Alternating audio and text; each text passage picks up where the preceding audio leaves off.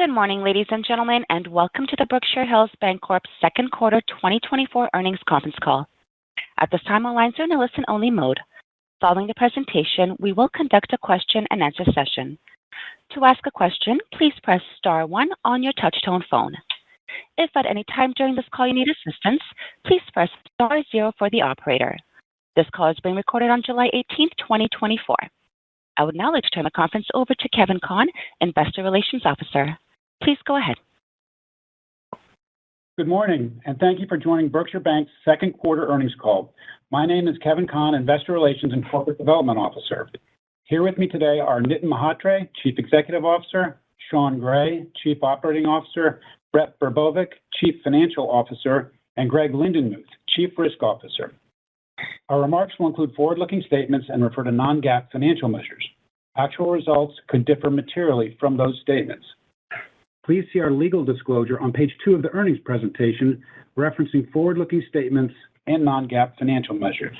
A reconciliation of non-GAAP to GAAP measures is included in our news release. At this time, I'll turn the call over to Nitin. Nitin? Thank you, Kevin. Good morning, everyone, and thank you all for joining us today. I'll begin my comments on slide 3, where you can see the highlights for the second quarter. Overall, I'm pleased to report that we had a strong quarter with solid improvement in operating earnings quarter over quarter.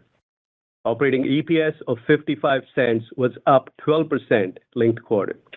Operating net income of $23.2 million was up 11% linked quarter.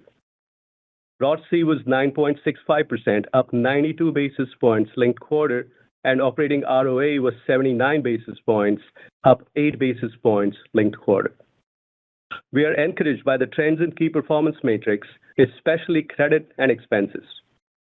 Credit costs continued to trend down, with net charge-offs at 7 basis points of loans, the 6th consecutive quarter of declining net charge-offs. Loan loss allowance closed at 1.22% of loans, modestly above the upper end of our guidance range. We've updated the slides on overall CRE, office, and multifamily portfolios. The information on those slides highlights that our portfolio remains granular, geographically diverse, and resultantly less risky. The performance of those loan books remains strong. Our expense optimization focus continues to gain traction. Operating expenses of $71.3 million were down 2% linked quarter, reflecting lower compensation, occupancy, and equipment expense. Our balance sheet remains strong. Capital ratios remain robust, with Common Equity Tier 1 ratio of 11.6% and a tangible common equity ratio of 8.2%. We repurchased about 600,000 shares in the second quarter for $13 million. Asset quality remains strong, with a modest decline in non-performing loans, with net charge-offs at a low point of 7 basis points and ACL to loans at a high point of 1.22%. Liquidity remains solid, and loans-to-deposit ratio was at 96% and 92% respectively, excluding and including New York held-for-sale balances. Average deposits were down 2% linked quarter and up 2.2% year over year. Deposit costs were up by 6 basis points in the quarter, while reflecting a reduction in the rate of increase in deposit costs and beta. Average loan balances were up 2% linked quarter and up 5% year over year, reflecting solid loan growth versus a relatively soft first quarter. We continue to make steady progress on optimizing our branch network. We'd announced the sale of 10 branches in New York in March, which tightens our footprint and enhances the efficiency and profitability of our network. We remain fully committed to and invested in our remaining presence in New York. The transaction remains on track to close in the third quarter. I'd note that we also consolidated 3 additional branches in the second quarter, bringing our total branch count to 93 today and projecting to 83 by the end of third quarter. We believe that we are now at about the right size for our branch network. We launched Berkshire One, an expanded suite of digital deposit product proposition for our customers. We intend to make banking with Berkshire when, where, and how you want it easier than ever. We continue to invest to digitize the client experience, which is reflected in our Net Promoter Scores that reached a record high of 60, and mobile app ratings, which averaged over 4.5 stars for iOS and Android devices, with the latter reaching 4.8 stars for the first time. I want to thank all of my Berkshire Bank colleagues for their continued hard work and commitment to the bank. Through this challenging environment for the banking sector, their commitment to our strategy and dedication to our customers is what continues to bring us together and truly set us apart. We had previously announced Brett Burbowick's promotion to the CFO position after David Rosato's departure in the second quarter. Brett has been with the bank for over 12 years and has deep institutional knowledge. Brett's prior role was as Chief Accounting Officer for us, and prior to Berkshire Bank, Brett worked at KPMG for about 9 years. I'd like to formally welcome Brett as our new CFO and thank him for stepping up to guide us through our journey ahead. I'll now turn it over to Brett to cover our financials in more detail and share our updated outlook for 2024. Brett?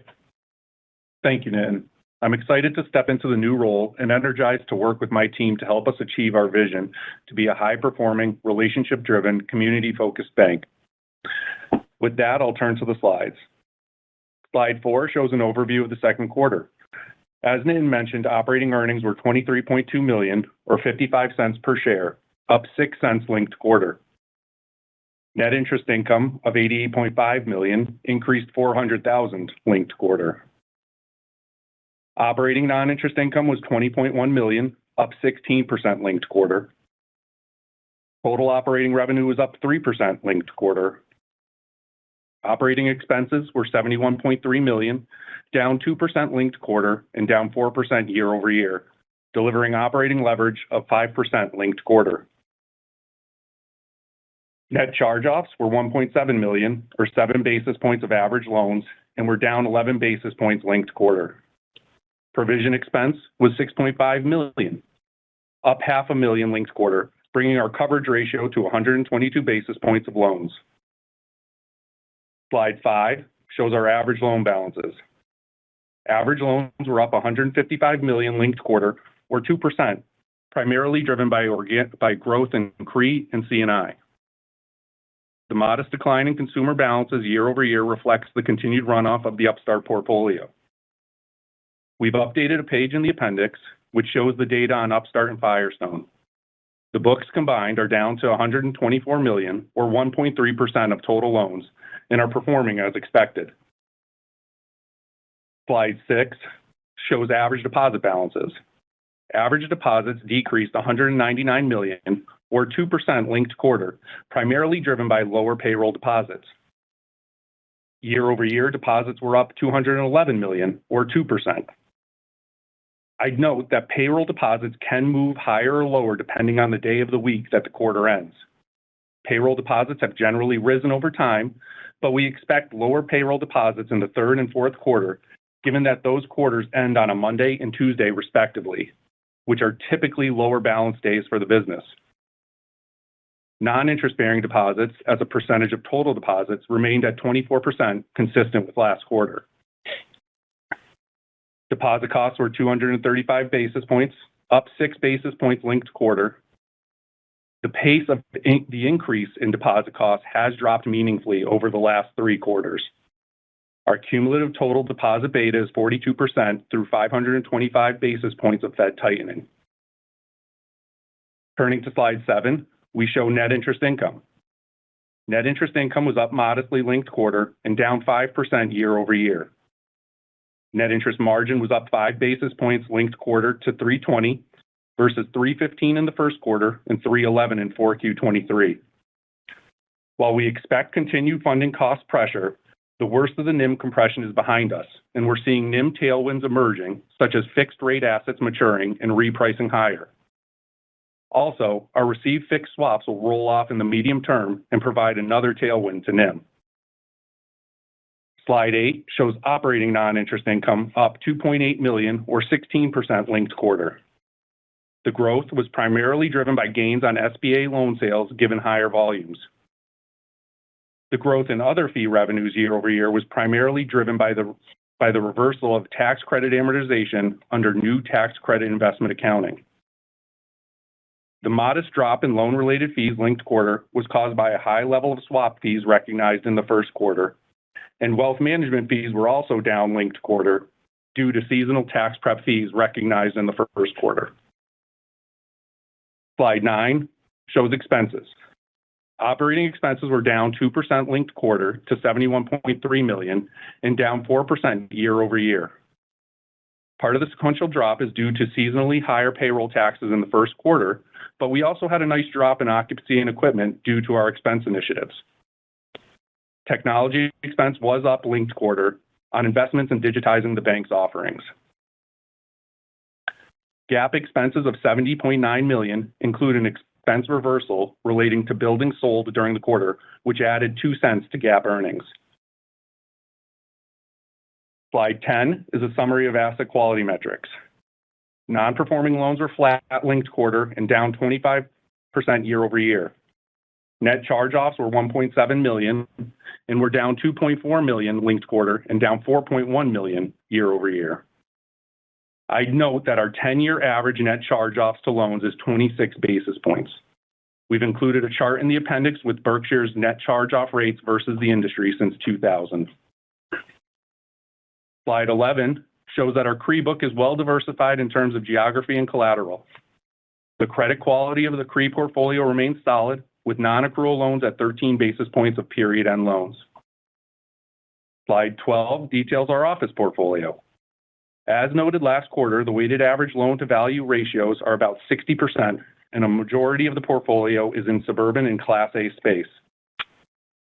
I want to highlight an office study published by the Kansas City Federal Reserve in April. The Fed data, which we've included in an appendix slide, shows that the probability of default rises meaningfully as the square footage of the property financed increases. That is, tall towers in central business districts. As you know, we have very limited exposure to Boston's financial district, and 80% of our office properties financed are under 150,000 square feet, suggesting our portfolio has lower default probabilities. Slide 13 shows details of our multifamily portfolio. The multifamily portfolio is $665 million, or 7.2% of loans. The book is well diversified across our footprint, and we currently do not have any non-performing loans or net charge-offs, and criticized assets are 1.2%. While current credit quality metrics are strong, we recognize that economic uncertainties exist, and we're monitoring both new originations and existing portfolios carefully. Slide 14 shows our available liquidity versus uninsured deposits. Coverage of uninsured deposits was 128% at the end of second quarter. As Nitin mentioned, we have strong capital levels. Our top capital management priority is to support organic loan growth. In Q2, we did repurchase $13.4 million of stock at an average cost of $21.88. Year to date, we've repurchased $17.4 million of stock at an average cost of $21.94. All of our repo this year has been completed below tangible book value per share. Our tangible book value per share increased 7% year over year, and if you adjust to add back the AOCI bond mark on our adjusted tangible book value per share would be $25.85. Slide 15 shows our outlook for the rest of 2024. We plan to give annual guidance in detail in January and each year and provide updated guidance on each mid-year earnings call. In the third quarter, we expect to book a $19 million non-operating gain on the branch sale. We do expect loan growth to be closer to the low end of the range provided in January and our NIM to be stable around 320. We expect deposits to be lower than January guidance, largely driven by the New York branch sale and payroll balances normalized for period end. We expect net interest income to be down modestly between $352 million and $354 million. Despite a strong second quarter, we expect non-interest income to be between $75 million and $77 million. Offsetting the modest revenue weakness, we anticipate both provision expense and operating expenses to be below January guidance.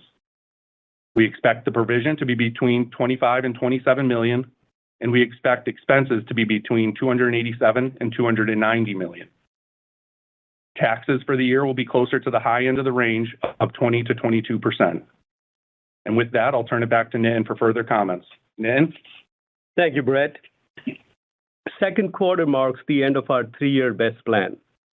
I'm proud of what our team has accomplished and how far we've come. We've streamlined the bank's footprint, channels, and businesses, including the sale of Berkshire Insurance Group, the sale of Mid-Atlantic and New York branches. We reactivated our organic growth muscle by restarting our loan growth engine starting 2021 and by implementing new deposit generation initiatives subsequently, including the addition of new bankers to supplement our strong existing team of bankers. We've digitized many of our services to enhance client experience and position the bank better for the future. In a difficult macroeconomic environment, we achieved the low end of our ROTCE target with 10.1% ROTCE for full year 2023. We had a few misses too.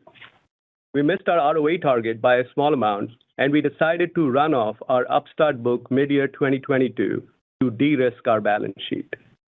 We also outsourced facilities management and reversed course to insource that function about 18 months ago. We still have work to do.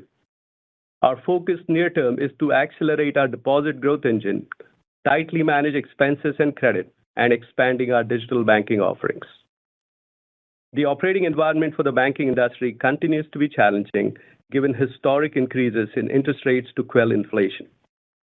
As noted last quarter, the yield curve is in its longest period of inversion in recorded history. We've included a slide in the appendix which provides historic context for the current unusual period. It highlights that the yield curve has been positively sloped for 83% of the time since 1976. The slide also sizes the potential net interest margin and net interest income increase for the industry during the periods of yield curve steepening. While no one can call interest rates, you can see from the historic data that the revenue lift for the industry could easily be $100 billion or more when the yield curve normalizes. We look forward to a more normal banking environment heading into 2025 and 26. With that, I'll turn it over to operator for questions. Operator? Thank you. Ladies and gentlemen, as a reminder, should you have any questions, please press star 1 on your touch-tone phone. First question comes from Laurie Hunsicker from Seaport Research Partners. Please go ahead. Yeah, hi, good morning. And Brett, I just want to say congratulations and welcome in your new role. Thanks, Laurie. Can you just take us through in terms of non-interest income? Can you just help us think a little bit about what SBA loan sales will look like? You know, wealth management fees obviously down a little bit. Just what that will look like, and then that other line that was $3.3 million. Mm-hmm. Was there anything non-recurring in that? If you could just comment on those three in any order, that'd be great. I'll start with the other line, Lori. That's driven by our tax credit amortization, the change in the accounting that we did in Q1. So if you recall, we used to have tax credit amortization as a contra fee income or contra non-interest income. So now under the new accounting, that goes away and goes all below the line. So that's why we're seeing an uplift there. Plus, in the first quarter, we also had a one-time adjustment for the change in accounting. So now we believe, the tax credit amortization portion of that line is right-sized. For SBA... Sorry, Brett, what was the one-time adjustment there? That was a drop of about $700,000 in Q1. So it was negative non-interest income. Oh, that obviously didn't reoccur in Q2. Gotcha. Okay, so the $3.3 million roughly is a good run rate. The 1.87 sort of the one-time item adjustment was a $700,000 hit in 1Q. Is that correct? Gotcha. Correct. Okay, gotcha. Thanks. And then sorry, I didn't mean to cut you off. The SBA. Oh, no problem. The SBA side, we really like the business. They had a good quarter. It was slightly above our kind of 8-quarter average, but they have strong momentum going forward. So we look forward to, seeing the results in the next quarter. Great. And then the Over the last wealth 8 management. quarters, Lori, over the last 8 quarters, it's averaged closer to $2.7 million a quarter. So they had a really good quarter. But as Brett said, they got a really, really strong momentum. So we're optimistic about that business. That's great. That's helpful. And then just the wealth management line, I mean, it's moved around. Any general comments with the drop between March and June? It's a small drop, but how should we be thinking about that? First quarter. Oh, I'm sorry, Nan. Yeah, I was just going to say the drop is really corresponding to the tax prep fees in the first quarter. That's seasonal. So I think that just normalizes for it. But outside of that, I think the business is moving along quite well. The assets under management or administration were up about 6 to 7% year over year. So we believe the momentum is there. We just have to see how that plays out in the fees and revenues. Gotcha. Okay, that's helpful. And then on the expense side, the $384,000 of sort of merger restructuring charge reversal, you had mentioned that was related to a building sale, or do you have any other color on that? So we had previously moved 3 buildings to held for sale probably about a year ago. Those sales just closed this quarter, and we realized a small gain. Okay, and were those the Connecticut branches that you closed, or was that something different? No, these were other office buildings that had been previously moved to held for sale. Gotcha. Okay. And then just in terms of merger and restructuring charges going forward at the moment, that's looking completely clean. There's nothing on the horizon. Is that right? That's about right. We should see a little bit in Q3 as we close on the New York branch sales, but shouldn't be overly significant. Okay, perfect. And then the CFO transition, were there any one-time costs associated with that in this quarter, or will there be next quarter? How should we think about that? No, Lori, there weren't any. Okay, great. And then tax rate, and I appreciate the refresh guidance here, but your tax rate of 23% this quarter seems to be over that high end of the guide. How should we think about that? Just an anomaly, it'll come down? Yes, we have another tax credit coming in later in the second half of this year that'll help drive the tax rate down to kind of the high end of our guidance, between 20 and 22%. Okay, great. And then just 2 more for me.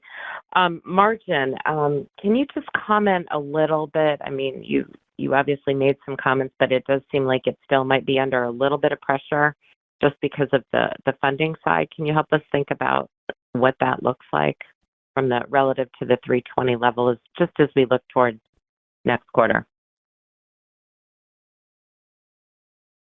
Yeah, we feel strongly that you will be able to maintain the 320 level.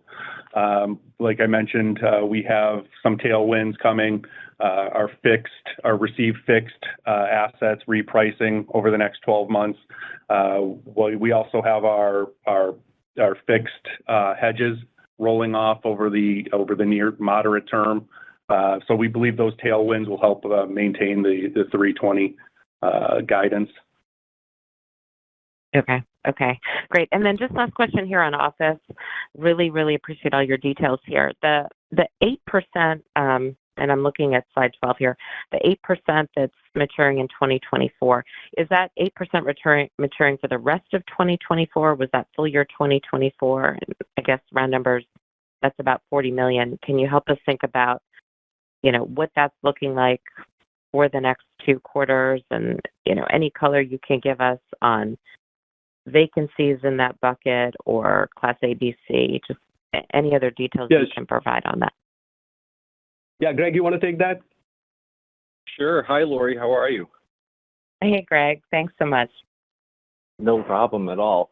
Well, we started the year off 23% of the portfolio was maturing, so we're down to 8% for the remaining part of the year. So far, so good. We've had some real success stories in our maturities with payoffs, some sales, all getting out at par. If you look at that Class AD, it's almost evenly split, the remaining amount this year. It's $21 million in A and a roughly $19 million in Class B. And then the buckets for the maturities are relatively balanced as well. It's about 60% of that remaining is in 3Q, 40% in 4Q. Yeah. Okay. And then any comment on vacancies on those properties? Any color there? Yeah, it's very consistent with the average of the portfolio. So most are 90% occupied, our lowest being probably around 80% occupied, one-to-one cash flow. It is one of our criticized assets that we're keeping an eye on that's coming up in the third quarter. Okay, perfect. Very helpful. That's great. That's all for me. Thank you. Thank you, Lori. Thanks, Greg. Thank you. Next question comes from Mark Fitzgibbon at Piper Sandler. Please go ahead. Hey, guys. Good morning. Morning, Mark. Good morning. 3 years ago, when you set out your targets, those 3-year targets for BEST, many of us thought they were low because they were below where your peers were, and you guys ultimately came up short of those targets. And so I guess I'm wondering, does that change the strategic thinking of senior management and the board? And what are your new strategic goals, and what kind of timeline are you looking at? Yeah, Mark, thanks for the question. As we set out the plan, the intent was we were literally operating at the bottom of our peer group with the broad C and ROA and all other financial metrics. Our intent was to get to the median of the peer group over a midterm outlook, and then get to build a journey towards getting to the top quartile. I think we're roughly about 65th percentile, so we've climbed up about 35 percentile points in the relative ranking on ROTCE and ROA. And obviously, we didn't anticipate the whole inverted yield curve and March Madness, as we called it last year. So I think with that said, we're proud as to how far we've come from where we were. And at this point of time, I think the journey is going to be how do we continue to improve our momentum? As we talked about in my remarks, the focus is on growing deposits, managing expenses and credit. And I think you've seen it consistently over the last 4 years. Our expense delta year over year in the last 4 years has significantly outpaced the delta for the peers, which means our expenses were growing at a lower pace than the market and the peers. So I think we believe that's going to continue to be the case. We believe our initiatives that we implemented for loans have turned out well, and now the deposit initiatives are kicking in. And credit is continued to be monitored tight. And our head of commercial, which is where almost 65-66% of our book is incredibly focused on quality of relationships, quality of sponsors, and leading with deposits and managing credit tightly. So I think we will have a lot of those tailwinds as we get into the next 3 years. And I think Brett mentioned in his remarks, when we give the annual guidance in January, we would also think about, do we give midterm outlook somewhere in the middle of next year when there is better clarity on the macro environment. Okay, so you're not recalibrating quite yet. We're going to have to wait till year end for that. Yes. Okay. Changing gears a little bit, it looked like you grew commercial real estate about $113 million this quarter.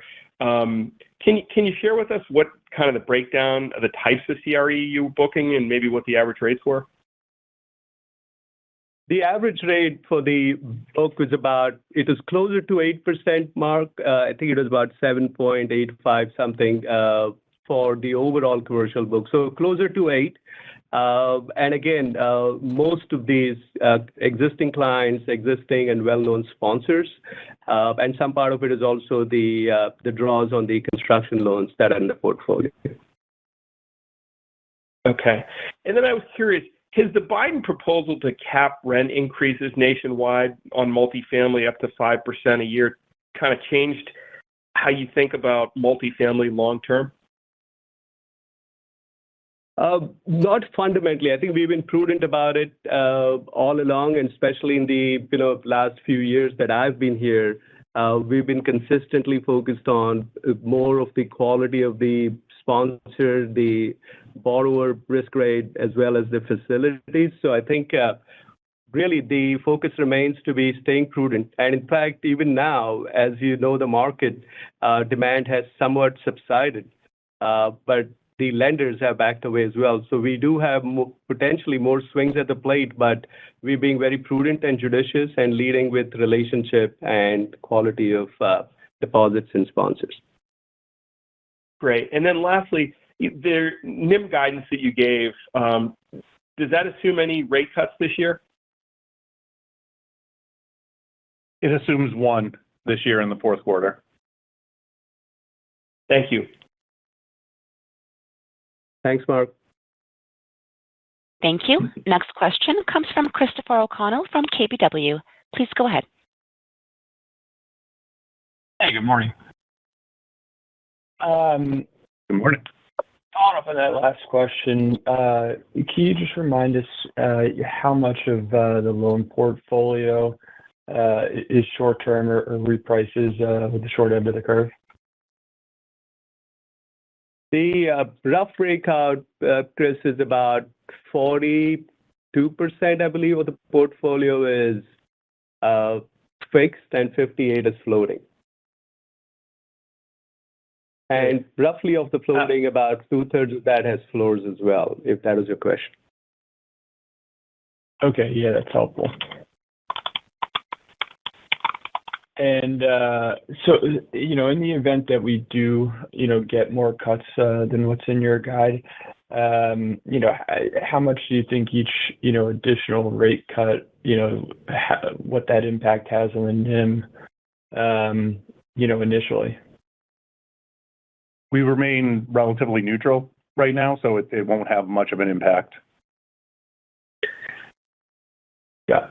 And do you think that eventually, you would begin to benefit, from the cuts over time as we get, further along into 2025? And, any sense of if that is the case, how long that might take to kind of materialize?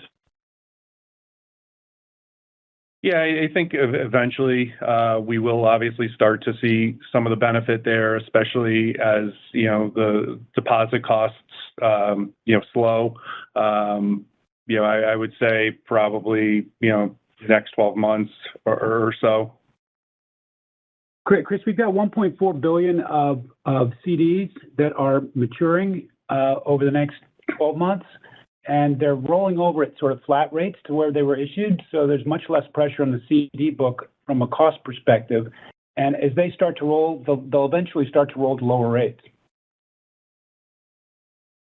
And Chris, I don't know if I think hey, Chris, just to add to that, I think as Brett said, the balance sheet is neutral, so we're relatively agnostic to the rate environment at the moment. But in this cycle so far, our deposit betas have been at 42 cumulative, and that's kind of where the peer averages are. But on loans, our beta has been about 47, whereas the peer average is about 35. So we believe it allows us to have better spreads if we continue down this path. Okay, great. And what is the current CD or kind of highest offering rate on deposits? Currently, the highest is about 4.5 right now from a promotional perspective. Okay, great. And then on the expense guidance, is that inclusive of the 3.3 more or less of the non-operating that's been occurred so far this year, or no? No, that does not include non-operating. The guide is for operating expenses. Okay, thank you. All right, great. And then, on the rest of, the portfolio, outside of office, it seems like the runoff portfolios have been holding up pretty well. I mean, is there anything else, any areas of concern, any pockets of CRE that you guys are feeling, a little bit more cautious on here? No, Chris, I think as we've said, this quarter was really at 7 basis points. That's really low. I think we'll have to go back many, many quarters to go find such a good quarter. But we recognize that this has episodic elements, so we remain cautiously optimistic. The trend's been good for the 6 quarters. Charge-offs have gone down, but we recognize that it's not going to be 7 basis points, right, in the outer quarters. And to that extent, our teams, both on the front line and the risk management teams, continue to manage portfolios, monitor them very closely. And yeah, everything that the street, worries about, CRE, office, multifamily, there is heightened attention paid to those portfolios. Got it. Anything in particular that, as you guys look in terms of like loan growth going forward, that you guys are trying to stick away from, or that you do feel a little bit better about putting money to work at? No, I think we continue to look at our, commercial portfolio is about 66% of the book. The way we're continuing down the path, we hope that becomes, 70% or higher over time, and to that extent, get as much of commercial originations in the portfolio as possible. And within that, trying to get as much of C&I and business banking type of loans to improve the asset mix within that as well. So that remains to be our priority. Great. We'll appreciate the time. Thanks for the call. Thanks, Chris. Have a good one. Thank you. Next question is a follow-up from Laurie Hunsicker from Seaport Research Partners. Please go ahead. Yeah, hi, thanks. Good morning, Brett. Just quick follow-up here. The gain on sale of the New York branches, the $19 million, how much of that is actually going to drop to the bottom line, and what's the after-tax on that looking like? Thanks. So it should, it obviously will reinvest, but the majority of it should drop to the bottom line. I think from an after-tax impact, it should be about 15-16 million. Okay, great. Thanks so much. No problem, Laurie. Thank you. We have no further questions. I will turn the call back over to Nitin Mhatre for closing remarks. Thank you all for joining us today on our call and for your continued interest in Berkshire. Have a great day and be well. Joanna, I can close the call now. Ladies and gentlemen, this concludes your conference for today. We thank you for participating, and we ask that you please disconnect your lines.